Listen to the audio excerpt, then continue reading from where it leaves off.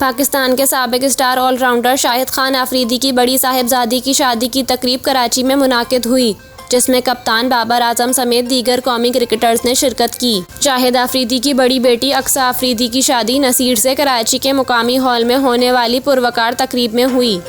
आज की तकरीब में मेहंदी भी हुई, जिसके बाद अक्सा की रुखसती हो गई।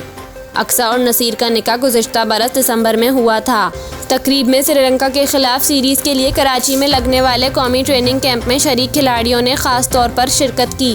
तकरीब में बाबर आजम, मोहम्मद रिजवान, इमामुल हक, शान मसूद, सरफराज अहमद, हसन अली, आमिर जमाल और आजम खान शरीक हुए।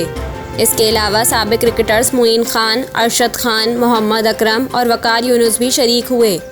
कौमी फास्ट बॉलर शाहीन शाह आफरीदी तकरीब में मेहमानों के इस्तकबाल में मसरूफ़ रहे। ख्याल रहे कि शाहीन शाह आफरीदी का निकाह रवां बरस फरवरी में शाहिद आफरीदी की छोटी बेटी इंशा आफरीदी से हुआ था और इनकी शादी भी जल्द तय है।